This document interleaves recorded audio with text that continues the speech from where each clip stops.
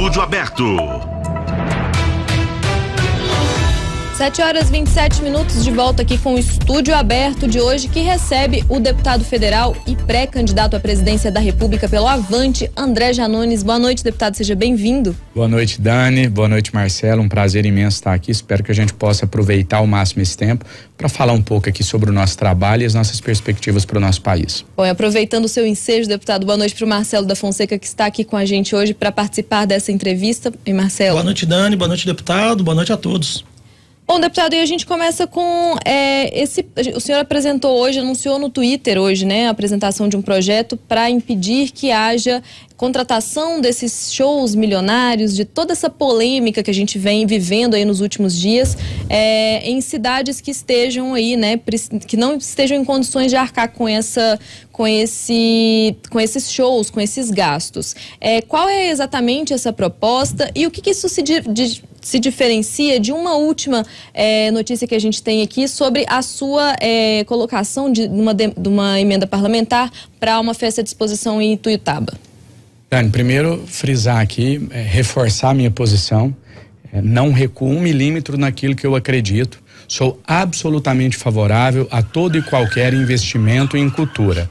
Não vou cair na armadilha de criminalizar a Lei Rouanet.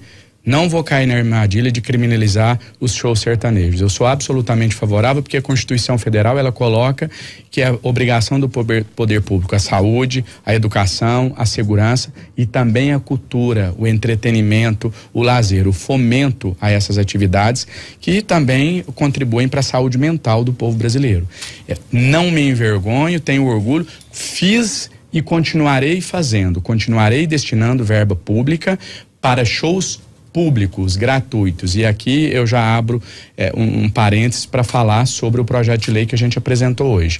Primeiro, o município, para fazer a contratação desses shows, ele teria que ter, se o nosso projeto for aprovado, condições financeiras para isso. E segundo, que para mim é o principal, esses shows não podem ser mediante o pagamento de ingresso. A minha grande crítica em relação à Lei Rouanet, por exemplo, não é em relação à lei financiar, né, o projeto financiar alguns espetáculos teatrais, por exemplo, de música. A minha crítica é, por que as pessoas pagam 2 vezes? Porque elas já pagam com seus impostos aquele incentivo que é dado para aquele espetáculo, depois ela tem que pagar de novo para assistir. Nas cidades, e não é só Ituiutaba, em todas as cidades onde eu encaminhei recursos, primeiro que a gente precisa colocar 95% dos meus recursos eu enviei para saúde e educação, que é a prioridade. E destinei uma parcela, sim, e farei novamente, repito, para a realização desses eventos, seja de pop, de rock, de sertanejo. Porém, eu já proíbo a cobrança de ingresso. Eu já estipulo isso antes de enviar a emenda, de que não será cobrada entrada das pessoas. Só para finalizar esse tema, dizer o seguinte também, o que a gente precisa investigar de verdade é por que com a emenda do André Janones, lá na cidade natal dele, de 1,4 milhão de reais, serão realizados 10 shows, entre eles Gustavo Lima. Repito, 1.400.000 reais a Prefeitura de Ituiutaba utilizará para pagar 10 shows, entre eles Gustavo Lima. Ao passo que Conceição de Mato Dentro, com 1.200.000 reais, vai pagar só o do Gustavo Lima. Tem algo errado aí. E é isso que a gente precisa esclarecer, trazer transparência para o gasto público. Não é crime dedicar dinheiro para que os mais pobres possam assistir um show, seja sertanejo, de rock, do que for. Crime é fazer isso de maneira obscura, não transparente, e cobrando ingresso das pessoas, fazendo elas pagarem 2 vezes. Agora, deputado, o senhor acha que existe uma avaliação errada até sobre as prioridades das cidades, né? Porque quando a gente vê algumas cidades que têm dificuldade de reformar postos de saúde, escolas, sofrem muito com pavimentação ruim, quando esse dinheiro, né, que poderia ser usado para outras áreas, é destinado para alguns eventos, o senhor acha que há uma falta de acompanhamento sobre as demandas das prefeituras mesmo? Ou você acha que os shows, né, seja sertanejo ou de rock ou o que for, eles entram como uma prioridade até para ganhar mídia, até para que o prefeito tenha um espaço? Qual que é a avaliação do senhor sobre essas prioridades que as prefeituras dão para esse recurso? Marcelo, a gente precisa analisar caso a caso. Quando eu analiso a visão geral, eu concordo com você. Eu não vou dizer que em todos os locais todos os deputados que mandaram emendas ou todos os prefeitos estão destinando 95% para saúde e educação, como eu fiz, e tirando 5% para colocar na cultura, no lazer, no show. Estou dizendo da minha experiência. Agora, quando eu analiso o cenário como um todo, O meu caso não é a regra é que muitos utilizam isso para fazer palanque eleitoral, para ganhar voto às vésperas de eleição, utiliza isso como uma máquina realmente, né? Igual alguns prefeitos quando vão tentar se eleger usam a máquina administrativa ali, cargos comissionados para tentar se eleger, muitos usam para isso sim, por isso eu defendo, a gente não pode nem falar que continua a farra de um prefeito pagar R$1.200.000 por um show do Gustavo Lima, mas o que a gente não pode é o aprofundar nessa discussão, criminalizar o investimento em cultura, criminalizar como se o problema fosse fazer um show. Não, o problema não é fazer o show, o problema é, repito, por que uma prefeitura paga R$1.200.000, a outra paga 600? Por que uma cobra ingresso, a outra não cobra? Por que uma colocou a festa, mas o deputado que envia emenda para lá já estourou o teto de saúde do município, ele nem pode enviar mais porque não comporta. E aí ele colocou na cultura, a outra cidade tá faltando médico, tá faltando ambulância, os carros da saúde tá sucateados e ele tá colocando no show. Então a gente precisa fazer a análise, por isso eu apresentei o projeto de lei hoje, né, pedindo que a prefeitura, para investir em show, ela tenha saúde financeira para isso e que ela não cobre ingresso. Então eu fiz isso, mas eu não recuo de que as pessoas têm que ter direito a lazer e entretenimento. É preciso achar o ponto de equilíbrio. O problema, Marcela, é que com o clima de ódio que a gente vive hoje no Brasil, Dani, a gente só consegue enxergar os dois extremos. Um extremo é errado investir em Lei Rouanet, em show sertanejo, acabou, não tem que ter esse dinheiro para saúde. O outro extremo é vamos deixar a farra do dinheiro público correndo solto. A resposta, o caminho correto é o do meio, é o do equilíbrio, é fazer os shows, fazer os eventos, mas com transparência, com responsabilidade e sem corrupção. Só o evento, né, de Tuiutaba tá mantido? O senhor teve algum contato com o prefeito para saber, né, se depois dessa repercussão... Tá mantido, a festa é realizada há 46 anos na cidade, ela não foi criada esse ano, como um jornalista aí divulgou falsamente. A festa está mantida, ela existe há 46 anos, eu como deputado e nem a prefeita do município não temos o poder de mudar a data do aniversário da cidade, porque algumas pessoas questionaram, mas é 15 dias antes das eleições? Sim, o aniversário da cidade é 15 dias antes das eleições, sempre foi. Então eu não poderia mudar a data de aniversário da cidade, até porque a lei não me proíbe de encaminhar emendas para serem gastas no período eleitoral. Então a festa está mantida e que ela sirva de exemplo, e que ela sirva para envergonhar os outros prefeitos que estão pagando R$1.200.000 para o Gustavo Lima cantar, enquanto que a prefeitura de Tuiutaba com R$1.400.000 vai levar Gustavo Lima, Guilherme Santiago, Zezé de Camargo Luciano, João Neto e Frederico, Jean e Giovana, enfim, Cidade Negra, 10 shows por R$1.400.000, que sirva de exemplo. E falando agora, deputado, sobre a pré-campanha, sobre essa pré-candidatura do senhor à presidência da República, eu quero inclusive emendar uma pergunta de um ouvinte nosso que enviou pelo YouTube, o Jorge da Silva. Ele diz: deputado Janones, em nenhuma pesquisa o senhor atinge 5%. Como o senhor irá buscar reverter essa situação? Acredita que isso tenha relação com o escândalo de rachadinha no seu mandato no início deste ano? Primeiro que eu não me guio por pesquisas. Se amanhã eu tiver 50% nas pesquisas, minha postura é uma. Se eu tiver 0, é a mesma.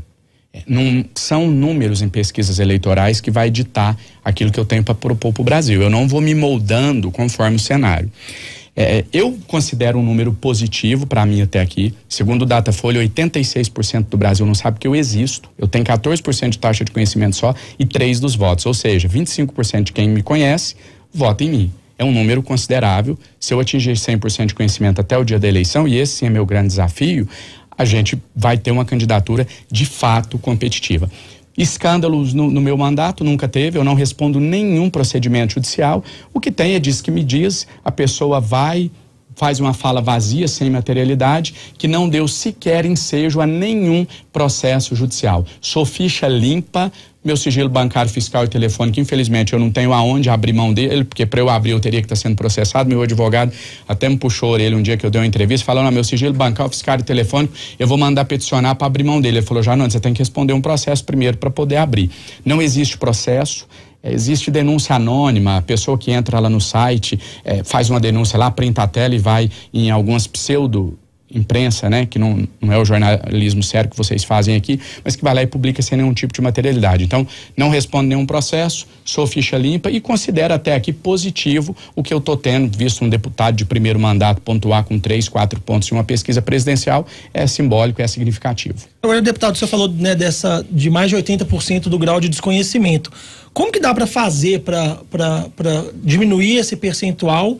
A gente já está 4 meses da eleição, né? E já emendando uma pergunta, caso o senhor não consiga, né, caso o Avante avalie que sua candidatura não conseguiu crescer o necessário, o senhor avalia que pode abrir mão, que pode acabar indo para a Câmara dos Deputados, até pensando em puxar voto para outros colegas candidatos, ou essa candidatura já está definitiva, independente de crescer ou não nas pesquisas? Marcelo, em relação à primeira pergunta, se você tiver a resposta dela, eu te tiro aqui da rádio e te levo para minha campanha de descobrir como que eu faço para romper essa barreira do desconhecimento. Brincadeira, mas realmente o grande desafio, a grande pergunta, é um desafio gigante. Eu vou dar um exemplo aqui de alguém que já saiu da disputa, mas, por exemplo, o governador de São Paulo, João Dória, a pesquisa mostrava ele com 96% de conhecimento e 2% das intenções de voto. Aí é um cenário muito difícil. O meu é difícil, mas é difícil no sentido de me tornar conhecido, não necessariamente da conquista do voto, que aí eu acho que com o nosso trabalho e as nossas propostas a gente consegue mais facilmente. O que eu tenho ao meu alcance até aqui são as minhas redes sociais, que obviamente não são suficientes para se vencer uma eleição presidencial, mas é o que mais movimenta o meu trabalho, onde eu mais utilizo para divulgar minhas propostas. Os espaços, né, da mídia séria, responsável, imparcial, como esse espaço que eu estou tendo aqui, que para mim é muito caro, muito valioso, e os encontros partidários, onde a gente se reúne. A gente está fazendo aí um encontro por semana, cada final de semana em um estado brasileiro, e a gente reúne com a militância do nosso partido, com os dirigentes, com as lideranças. Em relação à possibilidade de retirada da candidatura, hoje ela não existe. Eu não sou muito de fazer conjectura do futuro, porque o dia de amanhã a gente não sabe nem se vai estar aqui. O que eu sempre digo é o seguinte: até a data de hoje, dia 2 de junho de 2022, eu não tenho nenhum motivo para achar que o partido vai retirar a minha candidatura. Meu relacionamento com o partido é um relacionamento sólido, eu tenho uma relação sólida com o presidente nacional, eu tenho o total aval dele para essa pré-candidatura. Então, não é uma pré-candidatura para ganhar holofotes, para ganhar espaço na mídia. Acho que pelos números até que eu apresentei no primeiro mandato, por essa posição no Datafolha, acho que eu posso dizer que eu não precisaria disso. É uma pré-candidatura séria que se propõe a discutir o Brasil. Mas existe essa cobrança de colegas deputados? Porque muitos deputados pensam às vezes, né, de, olha, esses 3% para presidente pode não ser suficiente para levar para o segundo turno, mas pode ajudar numa chapa, né, para deputados. Existe essa cobrança de deputados dentro do Avante, né, do próprio presidente Luiz Tibé, para que lá na frente você possa reavaliar essa situação? Em relação ao presidente Luiz Tibé, não. Em relação aos componentes da chapa, é normal, é natural. Eles entendem que a contribuição talvez pudesse ser maior eu saindo a deputado federal, até porque eu sempre deixei claro que se eu não viesse à presidência da República, eu viria deputado federal, nunca abri um leque de candidatura ao Senado, nem ao governo do estado de Minas. Agora, eu escolhi sair da minha zona de conforto. Para mim era muito confortável para continuar, né, como deputado federal, buscar uma reeleição que talvez fosse um pouco mais palpável, né, do que uma candidatura presidencial, mas eu nunca tive medo. A minha trajetória, né, eu já fui direto na disputa para deputado federal. A minha história de vida é marcada por ousadia, por coragem. Então acho que eu estou sendo coerente à minha história de vida, de ser ousado, de arriscar, de não temer por um insucesso, que se vier será momentâneo. Eu tenho noção do que eu posso ainda contribuir com o debate público no Brasil, então eu estou bem confiante e seguro da decisão. Sobre alianças partidárias, deputado, existe alguma no horizonte aí, com algum partido que esteja mirando o apoio à sua candidatura à presidência, que vocês pretendem fazer essa coligação? Dani, eu poderia dar aquela resposta padrão aqui, de que, olha, a gente está conversando aqui e ali, eu tenho perspectivas de que grandes partidos venham, até porque aí resolveria o problema principal nosso da taxa de desconhecimento, com um grande espaço na rede de TV aberta, nas emissoras de rádio durante o período eleitoral, enfim. Mas eu sou muito pé no chão. A realidade é que dificilmente esses grandes partidos que fazem a política tradicional, convencional, eles vão se aventurar, para eles é uma aventura, em uma candidatura de alguém que está com 2, 3 pontos em uma pesquisa presidencial. Eu não acredito, o nosso presidente nacional, Luiz Tibé, está fazendo essas reuniões, está buscando, fazendo essas articulações. Eu cuido da pré-campanha, ele cuida das articulações. Mas eu te confesso que eu não sou otimista em relação à possibilidade disso acontecer e não vou ficar aqui criando falsas expectativas, falsas esperanças, porque amanhã ou depois não fecha com nenhum partido, fica parecendo que foi uma derrota. Para mim não foi, vai ser uma grande vitória se eu fechar. Mas se não fechar, eu não estou vislumbrando no horizonte nenhuma coligação. Repito, não que eu não precise disso, que é um menosprezo. Pelo contrário, seria muito bem-vinda, mas eu sou realista, sou pé no chão, acho difícil de se concretizar alguma aliança, pelo menos por hora. Deputado, até sobre essa pré-campanha, eu queria saber como que o senhor está avaliando o que mudou em 2022 para 2018.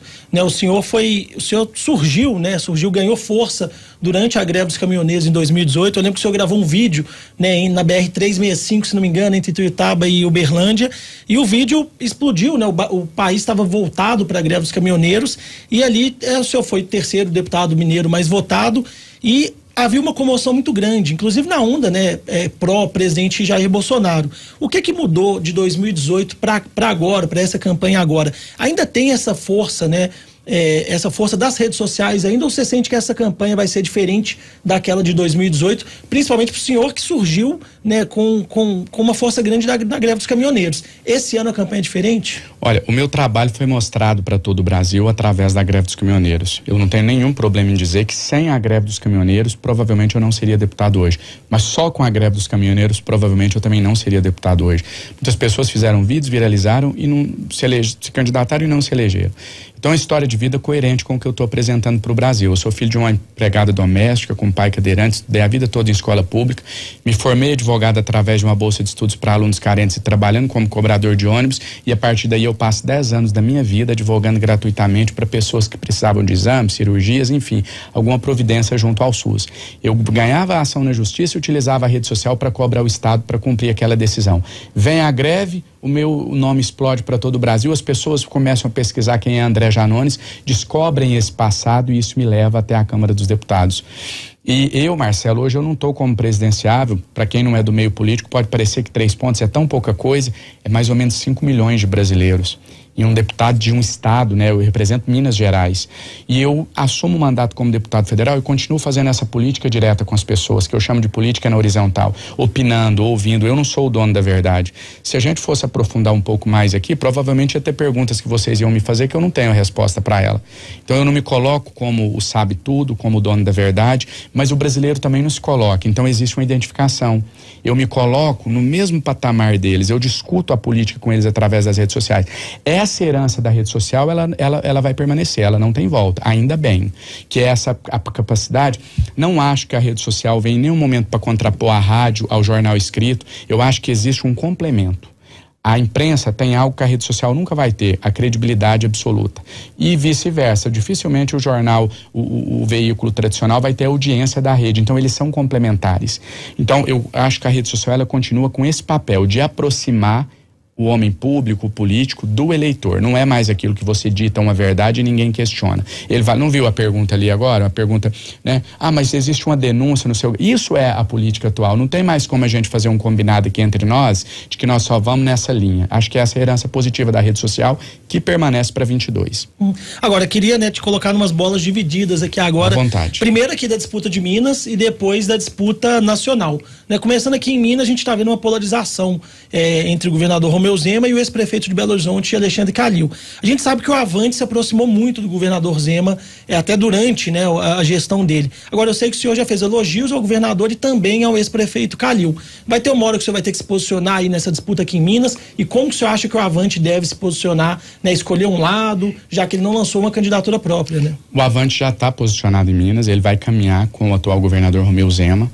Eu não tenho nenhuma óbice em relação a isso. Isso passou por uma discussão interna do partido, não foi nada imposto. Eu não coloquei nenhuma objeção, como não coloco. Tenho várias críticas ao governador Romeu Zema, inclusive já tive vários atritos com o Partido Novo na Câmara dos Deputados, com o próprio governador no início da gestão, como tenho várias críticas ao prefeito Alexandre Calil. Mas, vendo o cenário político nacional hoje, os nomes que disputam nos outros estados, eu não vou ser hipócrita em dizer que eu acho que a gente está num cenário um pouquinho melhor que os outros estados. Pelo menos a gente tem 2 candidatos que falam direto com as pessoas, que são autênticos, né, que têm bons números para apresentar. Agora, eu não vou caminhar nem com o Zema, nem com o Calil, porque vamos falar no popular, eu não sou trouxa de apoiar quem não me apoia. Se a pessoa não entrou no meu projeto, se ela não acredita nas minhas propostas, eu não vou fazer papel de cabo eleitoral para nenhum candidato a governo que não me apoie. A minha campanha sempre foi independente, direto com as pessoas, e a campanha presidencial vai seguir exatamente na mesma linha. E o senhor tem algum tipo de... qual seria, então, um candidato aqui, as propostas de um candidato aqui para Minas que seriam ideais para que o senhor considerasse aquele nome ali um nome perfeito, digamos assim, um casamento perfeito com a sua candidatura? Tudo isso que eu estou falando vale para até o dia de hoje. JK dizia uma frase que eu acho sensacional, que ele dizia: volto atrás nas minhas decisões quantas vezes preciso for, uma vez que eu não tenho compromisso com o erro. Fazendo minhas palavras de Juscelino Kubitschek, se amanhã qualquer um dos candidatos, seja Calil, seja Romeu Zema, seja Carlos Viana, me procurarem, buscarem, não sei se eles estão acompanhando a minha pré-campanha, não vou ter essa pretensão, mas se não estiverem acompanhando, buscar entender o que eu acredito, o que eu defendo, quais são as minhas propostas para o país e para o estado de Minas Gerais e minha forma de fazer política, e se comprometerem com esse projeto, eu passo a caminhar de mãos dadas com esse candidato, uma vez que a gente vai ter uma semelhança de projetos, de ideias para o país e para Minas Gerais. E na disputa federal, deputado, o senhor falou que a postura é a mesma da estadual, mas eu queria explorar um pouco mais, porque o senhor, até na greve dos caminhoneiros mesmo, foi um movimento muito ligado ao presidente Bolsonaro, né? Eu sei que durante o mandato o senhor teve alguns embates com ele, fez algumas críticas, recebeu até, de certa forma, um elogio do ex-presidente Lula. O senhor vai ter que, em algum momento, se posicionar nesse caso? O que o senhor falaria para os seus eleitores, né? Caso seja um segundo turno entre Bolsonaro e Lula, o que você falaria para os seus eleitores em quem escolher dos dois candidatos? De novo, me reportando ao clima de polarização que existe no nosso país hoje, e não vem de agora, isso já existiu em 2018 durante a greve. Isso já aconteceu, eu estava em um outro veículo de comunicação há pouco, e aí quando você começa a criticar o governo Bolsonaro, a gente está tão preso nesse debate, nesse clima de polarização, de fla-flu, já que a gente está aqui em Minas, de Galo e Cruzeiro, que a gente entende assim, opa, esse cara está criticando o Bolsonaro, ele é petista. Então aí você dá uma cacetada no Lula, mas não estou entendendo, o que esse cara é? Esse cara é povo, ele é Brasil, ele ora. Eu usei a tribuna N vezes, teve momentos de eu usar a tribuna num dia para bater não no Bolsonaro, mas em algo que ele propôs, e no outro dia usar para defender. Mas que isso? Esse cara tá em cima do muro? Eu tô num lugar que precisa de equilíbrio. Se você quiser chamar este muro, pode chamar. Esse é o lugar que eu me posiciono. Ora o Bolsonaro vai acertar, ora ele vai errar. Ora a melhor medida vem do PT, ora vem do Bolsonaro, outra vem do MDB, ora vem do Avante. O meu compromisso é com o Brasil e é com o povo brasileiro. Essa confusão, eu disse que o clima de polarização já existia em 2018, porque essa confusão começou quando o Janones vai para a estrada defender o movimento dos caminhoneiros, mas quando o Janones percebe que aquele movimento tinha como pano de fundo um golpe, fechamento do STF, pautas antidemocráticas, eu me coloco contra, porque eu sou democrata.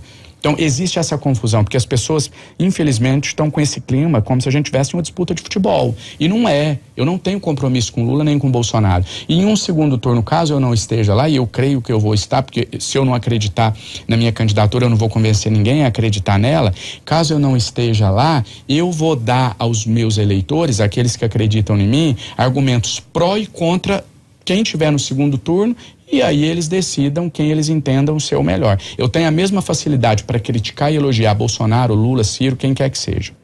Deputado, então o senhor trata com um perfil ali, o senhor fala dessa questão da polarização, e a gente tem essa polarização, obviamente, com os eleitores. Então, qual que é o perfil dessas 5 milhões de pessoas que hoje já declaram voto no senhor e das pessoas que o senhor pretende alcançar, né? Que o senhor pretende trazer para a sua campanha e pegar o voto delas? O perfil dessas pessoas que acompanham o meu trabalho é um perfil do trabalhador, daquela pessoa que não está muito preocupado com discussões ideológicas. Ela não quer muito saber o que é escola sem partido, ela nunca nem ouviu falar nisso porque ela não tem tempo para isso. Ela não quer saber de escola sem partido, ela não quer saber de ideologia de gênero, ela não quer saber de porte de arma, porque ela, sendo contra ou a favor, ela não tem dinheiro para comprar uma arma. São pessoas que estão preocupadas com aquilo que eu chamo de problemas reais. Exemplo, SUS, saúde pública, transporte público, educação de qualidade, auxílio emergencial. Nessa parcela aí, por isso que ali tem lulista, bolsonarista e ainda bem, principalmente, os meus eleitores, ali são pessoas que estão preocupadas com esses problemas que elas têm que enfrentar. Por quê? Quem precisa do médico lá no posto de saúde? O heterossexual, o homossexual, o espírita, o evangélico, o católico, o ateu, o cara que quer a arma, o cara que não quer a arma. Então, essas discussões, elas cabem, essas discussões ideológicas. O que elas não podem é protagonizar o debate. O debate nosso, o principal é o quê? Vamos discutir o valor do salário mínimo, dos alimentos, do auxílio, vamos discutir o preço dos combustíveis, pronto. Tá resolvido. Aí nas horas vagas, ali como um hobby, tá? O pano de, vamos discutir aqui a ideologia de gênero, mas não pode pautar Isso não pode ser mais a prioridade. A gente está preso nessa pauta há 4 anos e o Brasil não vai para frente. Teve um episódio há 15 dias, pouco mais de um mês atrás, entre essas tantas altas do combustível, teve uma que chocou. E eu comecei a dar algumas entrevistas, inclusive por muitos veículos aqui de Belo Horizonte. As pessoas me perguntavam, Janone, você está achando que dessa vez pode ter uma nova greve? E eu me lembro que eu respondi assim, olha, pela primeira vez desde 2018, eu estou sentindo um clima diferente na rede social, com os líderes caminhoneiros que eu ainda mantenho diálogo. De repente pode pintar uma greve nova, primeira vez desde 2018. Em um dia isso passou, sabe por quê? Criaram uma polêmica lá se o filme do Danilo Gentili estimulava ou não a pedofilia. Acabou. Ninguém nunca mais discutiu o preço do combustível. Na outra semana o povo começou a se revoltar com uma outra questão que teve. Daniel Silveira, indulto, e essas distrações estão tirando a gente do foco principal, que é a melhoria de vida do povo brasileiro. E esse é o meu eleitorado, é o meu público. Marcelo, desculpa, só para eu emendar aqui a pergunta. A gente tem uma pergunta que eu acho que casa um pouco com o que o senhor falou, do Paulo Eduardo Vieira, nosso ouvinte, nosso espectador, na verdade, que comentou lá pelo YouTube. Ele diz: como diminuir o abismo social? O senhor fala de tributar os mais ricos. Quem é esse rico? Quem são os mais ricos são as pessoas que não precisam, hoje eu vou citar um exemplo prático, direto e objetivo. Nós temos 5% da população brasileira, 5 famílias brasileiras que detêm mais de 50% do PIB do país. Isso são grandes fortunas, né? Não é a classe média, não é o entregador do Uber, não é o motorista do iFood, né? Não é o beneficiário do Bolsa Família. Eu costumo dizer que durante essa minha disputa aí, essa pequena vida de presidenciável, né, de 5 meses que a gente lançou a pré-candidatura para cá, não se completaram 5 meses ainda, eu tentei buscar, até para ser coerente com a minha fala, né, se eu entendo que o problema não é a direita, não é a esquerda, não é o debate ideológico, aonde está o problema então?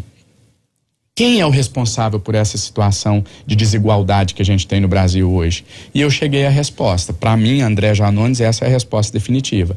O grande câncer da nossa nação, o responsável por esse abismo social, por praticamente todas as mazelas do nosso país, é o sistema financeiro. São os banqueiros que não produzem nada, que não geram riqueza, que vivem de especulação, que criaram um sistema onde quanto mais rico você é, mais você tem acesso ao crédito. Essa lógica já explica o abismo social que a gente tem no nosso país. Quanto mais rico você é, mais acesso você tem ao crédito. Então você vai ficar mais rico. Quanto mais pobre você é, menos acesso você tem ao crédito. Então você vai ficar mais pobre. O sistema financeiro hoje como funciona, e ele não abre para concorrência de propósito, ele funciona de maneira a garantir que esse abismo social vai continuar existindo. E por que nenhum candidato tem coragem de enfrentar isso? Porque todos estão comprometidos com a Faria Lima. Todos. Eu sou o único que tem independência e que posso escancarar esse problema para todo o Brasil. Por isso a importância tamanha, a relevância da minha candidatura, por ter coragem de falar o que os outros não podem falar. Deputado Dani, eu queria voltar só uma pergunta, né, na questão do preço dos combustíveis, principalmente a inflação alta. E aí o senhor falou que quando esse tema começa a ser debatido, né, possíveis mudanças na Petrobras, acontecem algumas mudanças de foco, né? Surge o caso do Daniel Silveira, surgem outros casos mais na área do costumes. O senhor acha que isso é uma estratégia do presidente Bolsonaro, né, dos aliados do presidente Bolsonaro, exatamente para não discutir esse tema? Ou você acha que são questões que surgem, essa pauta surge da sociedade também? É uma estratégia, mas não é uma estratégia pontual. Não é uma coisa assim, olha, aconteceu, vamos jogar isso. É um plano, faz parte de um todo, que começa lá atrás. Quer ver? Eu vou dar alguns exemplos aqui. O ataque à imprensa. A partir do momento que você ataca a imprensa, que você descredibiliza quem passa informação, você começa a jogar a dúvida nas pessoas, mas não posso acreditar em nada, porque veio do jornal, veio da televisão, então tá aí. A imprensa erra, como os deputados erram, tem jornalistas e jornalistas, tem gente da imprensa grande, tradicional, que divulga fake news, mas são casos isolados. Não dá para você atacar a imprensa, falar que tudo que vem da mídia, do jornal, da televisão é falso. Então, veja que existem pilares. Segundo, o ataque às instituições democráticas. A partir do momento que você começa a colocar em crédito o julgamento da justiça, a justiça está dizendo que teoricamente, a gente precisa acreditar, pelo menos na teoria. Passou por um processo investigatório, foi julgado, condenado, primeira instância, segunda instância, terceira instância, aquela pessoa cometeu um crime de corrupção, seja do que for, está provado. A partir do momento que você atacou as instituições, a justiça, Você começa a colocar isso em dúvida também. Então, as pessoas estão sendo envolvidas lentamente, é um processo, não é algo da noite para o dia, e tem como uma das estratégias principais as cortinas de fumaças que são criadas, sempre trazendo para o debate ideológico. Os inimigos invisíveis, vamos combater o comunismo, vamos combater a pedofilia, que a pedofilia existe, tem que ser combatida, criminalizada mesmo, lugar de pedófilo é na cadeia, mas começa a se inventar histórias.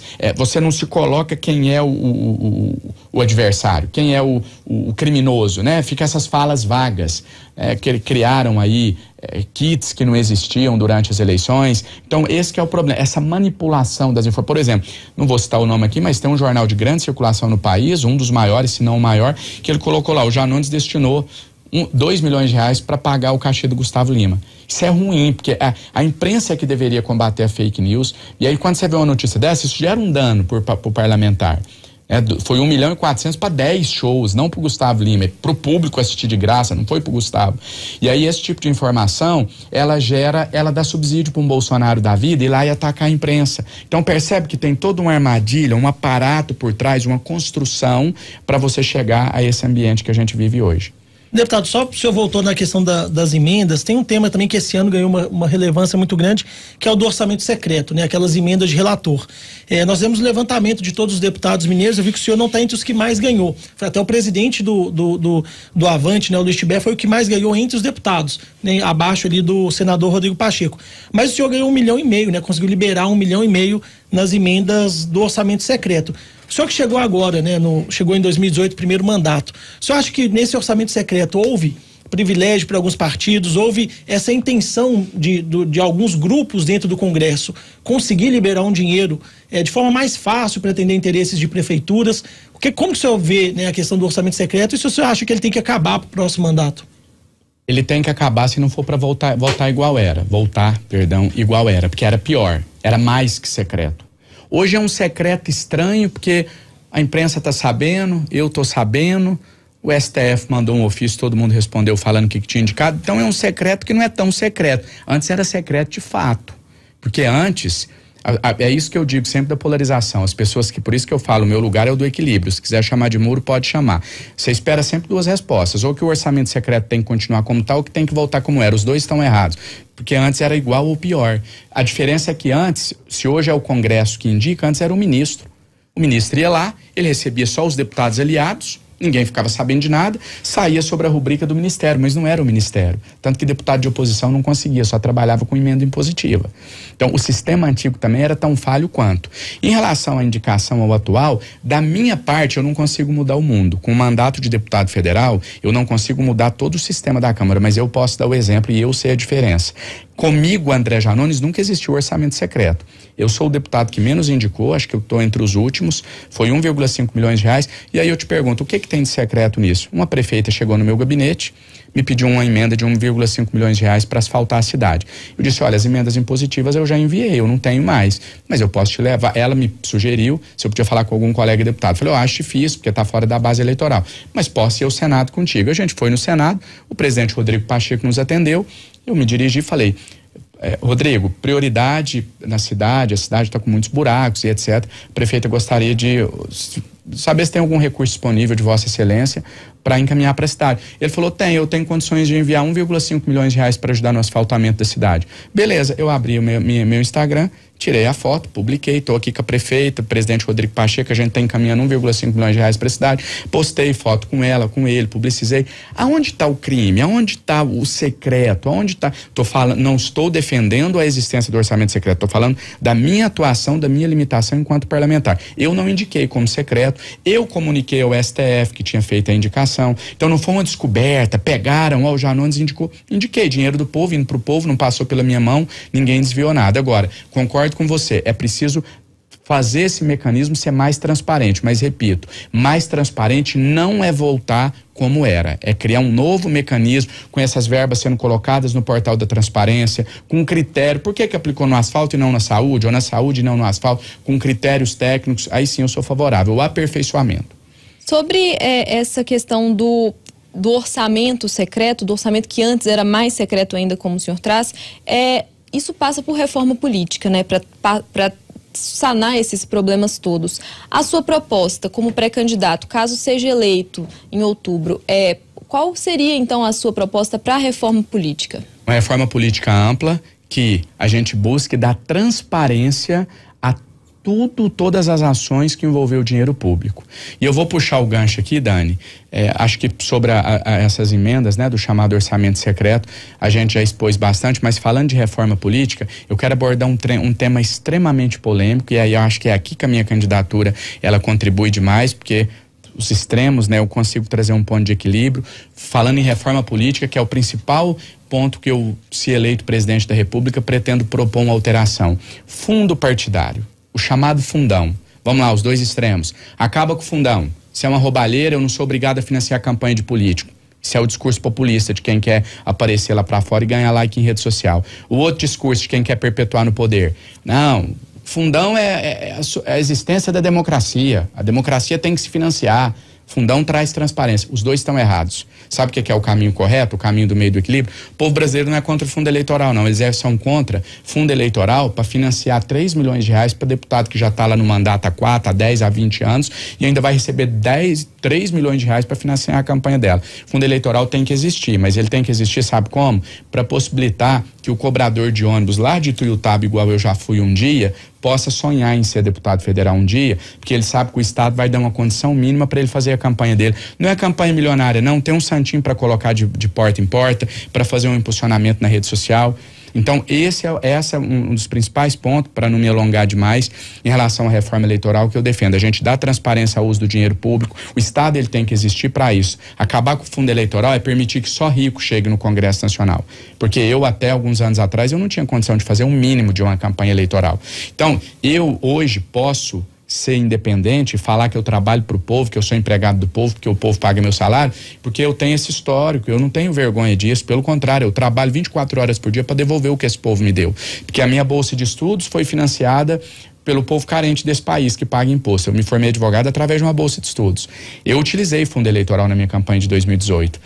Então o povo é que paga o meu salário. Eu continuo sendo o meu salário pago pelo povo brasileiro através dos impostos. Então eu tenho orgulho disso, porque eu tenho que devolver isso para o povo. Eu prefiro ter o povo como patrão do que ter empresa financiando minha campanha, do que ter Caixa 2. Mas, deputado, vários parlamentares do Avante, né? Eu lembro que o Avante estava na lista dos partidos que mais aprovaram, né? Quando houve o aumento, né? Turbinaram o fundo eleitoral, né? Dentro do partido do senhor tem uma visão bem contrária, né? A essa redução do fundo eleitoral. Marcelo, mas veja bem, eu não estou nem aqui entrando muito no mérito, sua afirmação é verdadeira, mas eu não estou nem muito entrando no mérito da questão dos valores. Esses valores a gente precisa discutir num segundo momento. Mas antes de se discutir o valor, se tem que aumentar, se tem que diminuir, a gente precisa focar no seguinte: para que esse dinheiro vai ser utilizado?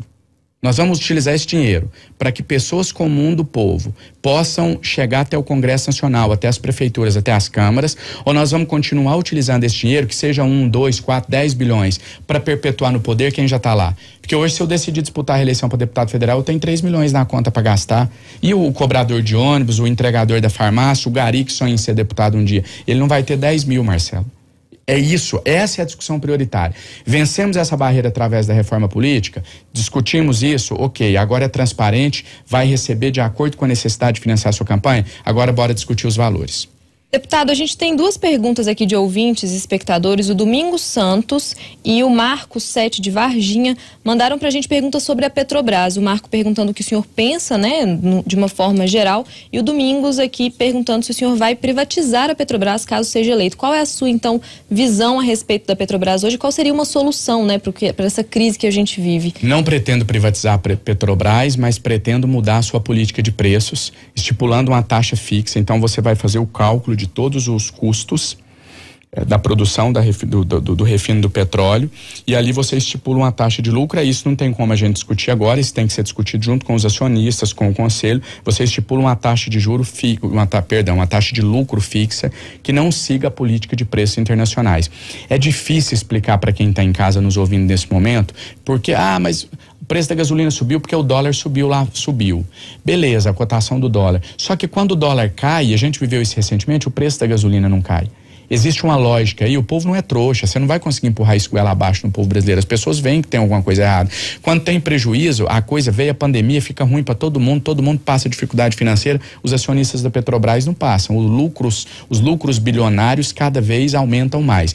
Então a gente defende o fim da política de preços atual, o não segmento da paridade internacional do preço do dólar, e aí já vou aqui antever as críticas de quem está nos ouvindo, que é no seguinte sentido: não tem condições, isso vai afugentar os acionistas e etc. Mentira, porque dá a sensação de que sempre foi assim. Então é importante trazer essa política de preços que é realizada hoje pela Petrobras, de seguir a cotação do dólar, ela foi implementada no governo Temer. Então a gente viveu até 2015 sem ela, né? A gente já achava que o preço da gasolina era alto, eles conseguiram piorar o que já era ruim, e a nossa ideia é rever essa política, realmente acabar com essa política de preço, estabelecendo uma taxa fixa de lucro. Deputado, entre as lideranças, né, dos movimentos dos caminhoneiros que o senhor teve contato em 2018 e os que você ainda tem hoje, como que está o sentimento dessas lideranças, desses caminhoneiros?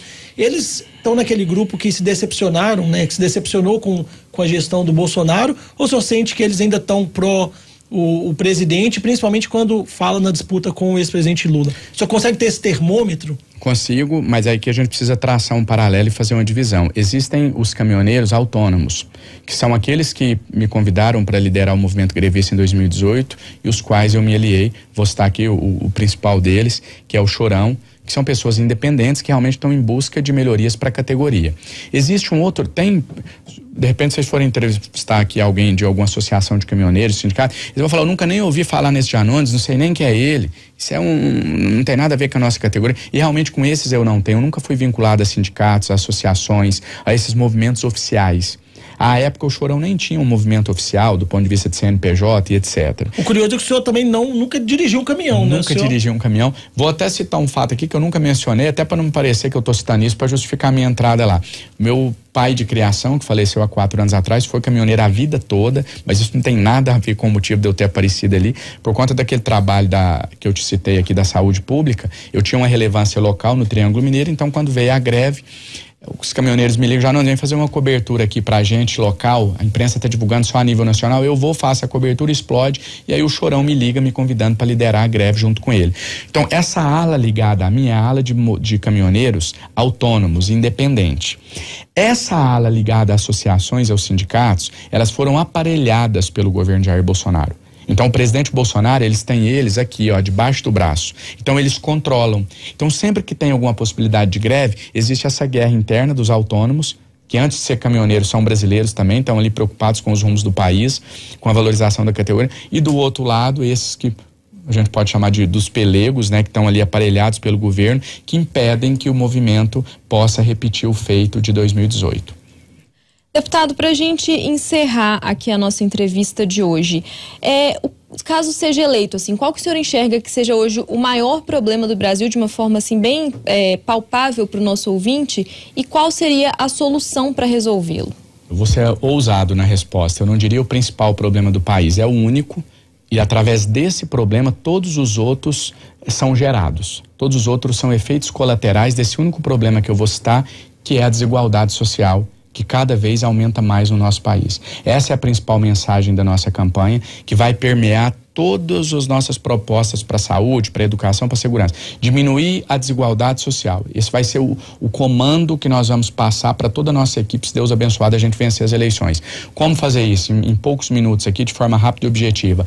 Propondo uma ampla reforma tributária nos primeiros 6 meses de governo. Bolsonaro perdeu uma chance única, que é quando você vem com a popularidade das urnas, propor uma ampla reforma tributária que tenha que adote algumas medidas corajosas, né, para a gente poder enfrentar essa situação de desigualdade e começar a agir para diminuir. Exemplo, citar um exemplo rápido aqui, criar um programa de renda mínima no nosso país, né? Colocar ali, semelhante ao que foi o auxílio emergencial, vamos falar no popular para todo mundo entender, trazer de volta o auxílio emergencial com aqueles critérios, com aqueles valores de R$600, colocar R$600 na mão de quem realmente precisa, para que essas pessoas possam empreender e crescer na vida. E colocar dinheiro na mão dos mais pobres não é gasto, é investimento, porque pobre não pode poupar. Pobre gasta, pobre pobre movimenta a economia, e eu acredito que a criação desse auxílio, e a gente tem fontes para isso também, Dani, aumento do ITR, criação do IGF, taxação de lucros e dividendos, taxação de helicóptero, jatinho, iate, que ninguém paga imposto sobre isso no país, só o pobre que paga do IPVA e do IPT. E quando eu falo pobre, eu falo povo. Isso aqui é importante dizer também, quem aí vive de uma renda de 5, 10 mil reais por mês é povo. Não são vocês os responsáveis pela situação de miséria do nosso país. A responsabilidade é das 5 famílias lá em cima que estão com mais de 50% do PIB na mão. É esses que eu tenho a coragem e a independência suficiente para enfrentar e para a gente promover no Brasil uma revolução pelas vias democráticas, mas uma revolução que realmente diminua essa desigualdade social. Deputado, isso é uma coisa amplamente discutida, né? A própria reforma tributária, a gente vê uma série de projetos diferentes no Congresso, uma dificuldade enorme de chegar num consenso. O que o senhor acha que tem para fazer isso andar, para fazer essa reforma, essas reformas, essas tributações, por exemplo, taxação dos mais ricos, que outros já falaram também, outras pessoas já trouxeram e ainda não conseguiram. Por que não conseguiram e por que o senhor conseguiria? Primeiro que hoje eu não conseguiria, com 3% nas pesquisas eu não conseguiria. Vamos partir de um cenário aqui que eu sou eleito presidente da República e tomei posse no dia de hoje. Eu conseguiria porque eu terei chegado, melhor dizendo, à presidência da República sem negociar os meus valores, sem me vender para o sistema financeiro, ou seja, com independência, coragem e independência para fazer o que precisa ser feito. E porque como eu não me contaminei pelo clima de ódio, né? Eu duvido que alguém aqui consegue imaginar, vamos fazer um exercício rápido aqui de raciocínio, alguém consegue imaginar, Lula venceu as eleições, é o novo presidente da República, alguém consegue imaginar o Daniel Silveira usando a tribuna para falar assim, gente, a eleição passou, Lula agora é o nosso presidente, vamos dar as mãos e caminhar junto com ele para pacificar o país? Ou vice-versa, alguém consegue imaginar o Bolsonaro reeleito e a Maria do Rosário usando a tribuna para falar assim, ó, gente, Lula perdeu, a eleição passou, nosso presidente agora é o capitão Bolsonaro, vamos dar as mãos com ele? Isso não vai acontecer, porque eles estão contaminados pelo ódio. A minha candidatura, a nossa candidatura é a única que tem condições de pacificar o país, que se chegar à vitória, chegará com independência, com apelo popular para fazer o que eu acabei de dizer, fazer uma revolução, essa é a palavra, pela via democrática. Aproveitar, no bom sentido da palavra, desse apelo popular, de as pessoas participarem, igual eu fiz como deputado, as pessoas opinando, participando. Gente, sou o novo presidente da República, tá aqui essa pauta, vai para o Congresso hoje, a reforma tributária para tirar de banqueiro, para diminuir subsídio para a família Setúbal e colocar na mão dos que mais precisam. Vocês queriam saber aonde tirar dinheiro para pagar o auxílio de R$600? Quem aí tá falando que é uma medida populista, tá aqui o dinheiro, eu vou tirar dessas 5 famílias aqui, vamos embora pressionar para apoiar? Vamos embora conversar com os deputados, com os senadores, cobrar para eles apoiarem? Qualquer, isso não sou eu, não precisa ser o André Janones, qualquer presidente recém-eleito, com a popularidade que vem das urnas e que não tenha se vendido para os banqueiros da Faria Lima, consegue implementar essa reforma tributária e fazer essa revolução democrática. Deputado André Janones, que se lança, né, pré-candidato à presidência da República pelo Avante aqui no nosso estúdio aberto desta quinta-feira. Marcelo, tem alguma... Não, já fomos bastante, né, deputado? Muito bom. Deputado, muito obrigada pela sua participação. Espaço aqui é aberto para o senhor. Até a próxima. Dani, muito obrigado a você, ao Marcelo, a toda a equipe da Rádio Super. Meu agradecimento sempre por esse espaço democrático que vocês sempre abriram aqui. E o meu agradecimento especial para quem está em casa, que Deus abençoe a vida de cada um e que vocês continuem acreditando que a gente pode junto construir o país que a gente tanto sonha. Um grande abraço.